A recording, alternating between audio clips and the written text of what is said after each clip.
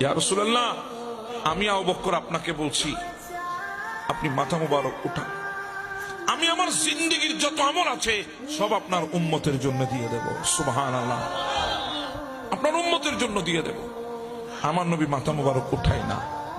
ওমর ডাক দিয়ে বলি, ইয়া রাসূলুল্লাহ, আমি আপনার ওমর, যে ওমর জিন্দেগি কুরবান করে দিয়েছে আপনার জন্য, যে ওমরকে আপনি এত বেশি মোহাব্বত করেন, যে ওমর আসছিল আপনাকে সর মুবারক আলাদা করার জন্য, কিন্তু আপনি এমন ভাবে নূরের নজর দিয়ে আমাকে দিওয়ানা বানিয়েছেন, গোটা জিন্দেগি আপনার জন্য কুরবান করেছে আমি সেই ওমর।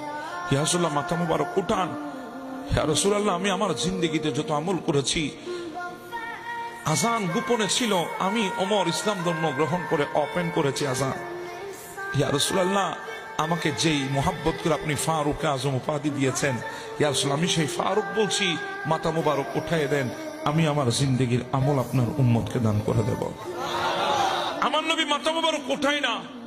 আবু বকর ইশারা করে, ওমর উঠাবে না আমার নবী। আমি জানিও আমার নবী কি করলে মাথা মুবারক উঠাবে। বলে কি করলে?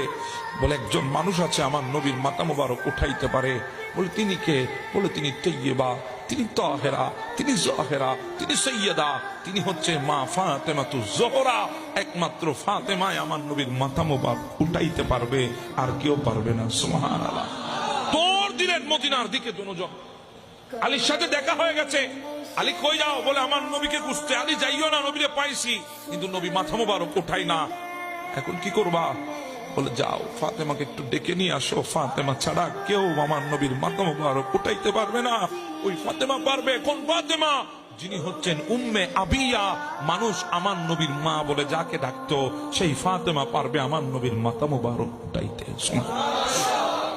ফাতেমাকে গিয়ে মওলা আলী শেরহুদা বললেন, মা ফাতেমাতুজ জোহরা পাগল পাড়ার মতো বের হয়ে গেছে, আমার নবীর দরবারে চলে এসেছেন। ওই পাহাড়ের গুহার ভেতরে আমার নবীর কানে কানে এসে বলে, ইয়া রাসূলুল্লাহ, আমি আপনার কলিজার টুকরা ফাতেমা।